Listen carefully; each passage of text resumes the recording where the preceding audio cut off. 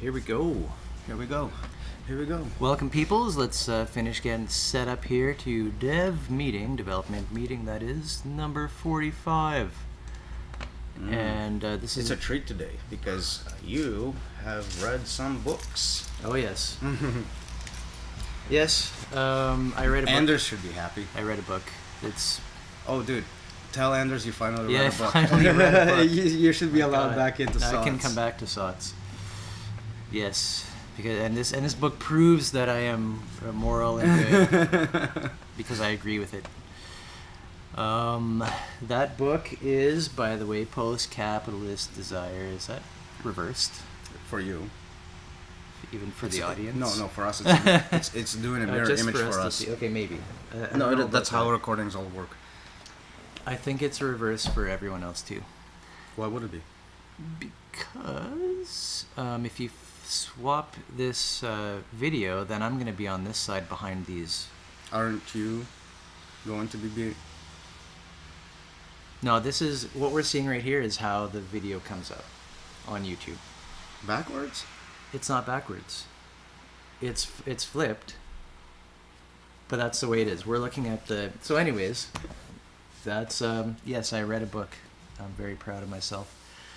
I'm actually reading it again because it's so awesome and happens to... And I had a premonition and intuition that this book would be very in line with the work that we're doing in writing this book, Portal Mountain, The Quest for Coherence. Many are, right? Because we've made the point many times that the information itself isn't necessarily new. Yeah. What's new, I think, would be some of the stitching together that we've done, which is itself not new either. It's been done before. I bet you there are quite a few little niches that we've snapped up that nobody has. I think. Well, I'm just gonna guess because we've been at this for years and years. I'm just trying to point out that Buddhism kind of did this kind of stitching before. Just it used a very different language. So what we're bringing to the table is sort of the language that we're going to be utilizing moving forward, and right. So we've kind of brought forward into contemporary terms things that people would understand.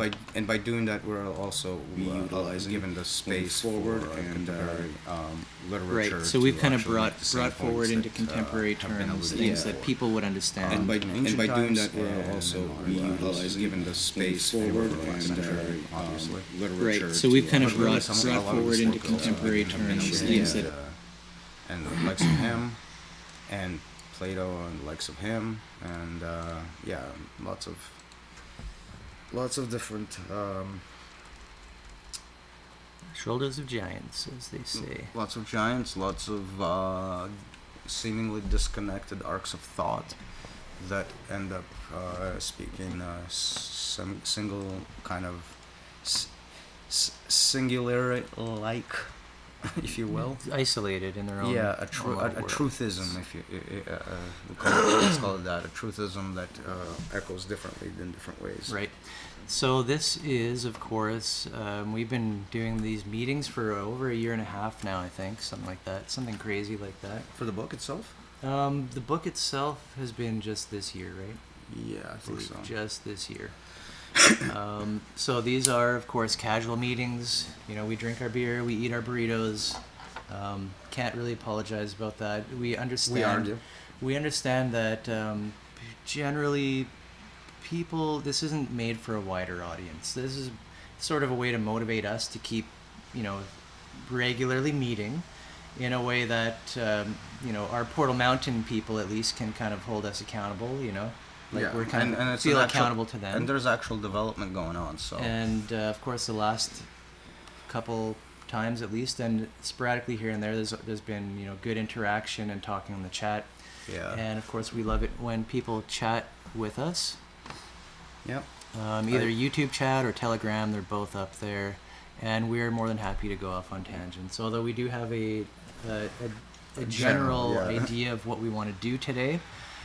Which is I'm in the process of putting together a book report, if you will, on this, because I believe that this book functions as a great introduction to where the world is right now, with even like where the philosophy, science, where the left is, what kind of the mood is, as Fisher describes it.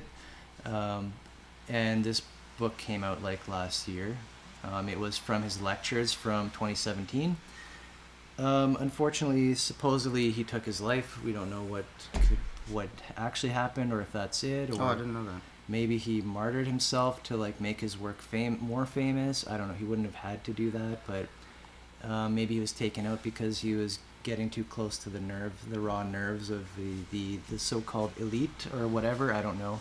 Oh, dude, I'm not gonna go into it doesn't even. conspiratorial There's so bullshit. many. Maybe just. I mean, he had a long history of publicly kind of battling depression and all that kind of stuff. Okay, right? yeah. So it's not like totally out of the blue, but yeah. So he definitely was one of the thinkers that the SOTS crew, the gang, kind of Rallied around. would be rallying around him, and mentioned in this book, of course, Deleuze and Guattari. I don't know how to pronounce it properly. Nick Land, Lyotard, a whole bunch of different, really kind of contemporary authors and all this kind of stuff. Just this book pulled together so many ideas and threads into like kind of one kind of coherent arc, if you will, of like what, and including like accelerationism and like what do we do with this and class consciousness and all this kind of stuff. So many of these subjects are near and dear to us already. Yeah, and it's very orienting. It's this book is very orienting, I think, for what's the current state of affairs and what do we need to do. And I think we made the note that like most authors, they pointed towards a single like most authors like himself, they point to this idea of being present in the moment, and I feel like we've kind of come to the conclusion that this is where they all stop short of Right. of elaborating on what Yeah. being present in the current moment looks like. What's the structure of it? Since especially from an ignorant perspective, when you're being informed of something like that, it's actually while it sounds superficially correct, instinctually, right? Like there's no substance behind the phrase, because there's no further models. elaboration as to what that even looks like, as opposed to what we already are privy to experience.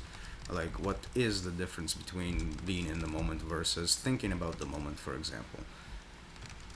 Is thinking about the moment being in the moment, or is it or is it being swayed by the moment into a dreamlike state of thought? Right, and how do you watch out Stuff- for that if you haven't been told about it? Right, like and no. So what I alluded to there is that we kind of have a mental structure that we're relying on to make those kinds of explanations, and then we're asking these kinds of questions about that mental structure, and we're asking, okay, so what does that look like as far as utilizing these supposed mental structures to recognize the problem versus its solution, right? Like, there's no elaboration on that front whatsoever. Like, what is consciousness raising? Right. Or whatever. Right, like, this is what I'm saying. This kind of wishy-washy type feeling. Everybody knows that this is Concepts. correct. Everybody knows that this is correct, but nobody knows what consciousness is, or what relatively it being raised relative to what, right? Like, there's no. Well, if I stand up, right? Like, just, am I raised it, didn't I? Are we talking about the relationship to Yeah. the center of the Earth here? And right. So obviously it's a ridiculous conclusion, but it points to the fact that there is a lot to snake oil to sell, as far as further elaboration goes. that was, I believe, Lukács on consciousness raising.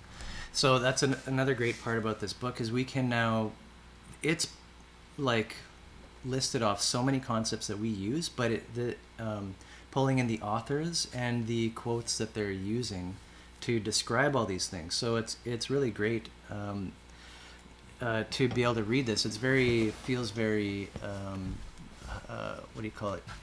Synchronistic to read a book like this, and it's like reading as if they just copied your work from the last few years. Right. That's how it feels a little bit.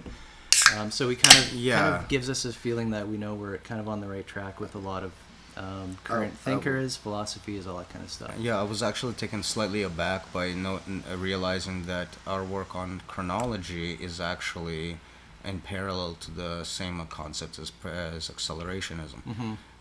The idea I never even conceived. I didn't know what accelerationism was, and Mm-hmm. you made a clear point that I bastardized the idea when I Right. tried to explain it. You use the bastardized concept, which is Which basically goes to show you I was kind of mudding through ignorance when the work was done. Mhm. And but- that is the common But what perception emerged? of it. But what you said. emerged? But what's funny is that what emerged is so on point with the concept, because the idea was to give a pseudo history, meaning an abstracted version of this thing. Of what's been happening. Generally speaking, rather, this is what happens in every tribal setting. We're not talking about Right. we're not talking about the Greek tribes. We're not talking about the Celt tribes. We're not talking about specific tribes here and there. But we're just talking about a general process. And it seems like that's the same notion as what acceleration is trying to put forward, is to capture a more abstracted version of a history. Yes, a sort of true history, if you will, which is that is more universal. the history of actual changes in the superstructure, if you will, of culture and society. The changes in the description of society itself, how society redescribes itself over and over and over and over again, and the implication of each iteration as it happens. And our version of it is tied to a concept called plateaus. The idea being is that there's certain levels of threshold that you cross that don't allow you to settle back into a lower plateau anymore. So land was one. When environment is transformed into land, that's repurposing the land from its natural abundant status to its sectioned off artificial scarcity utilization. Right, it becomes capital. Exactly. So we've kind of we went in that direction for a specific purpose in our exposition, which winds up filling the gap, we hope. And that purpose for us was to get our foundation of what happened to us. What is our real history? What happened? But what I'm saying is that what it's allowing us to now do is to fill in that gap where they say raise your consciousness is a very nebulous term. We're actually going to try and get into what raising consciousness looks like from the experiential perspective, as one would try and attempt to actually engage in something like that. Right? Moment, please. Moment, please. A moment. Being right backs.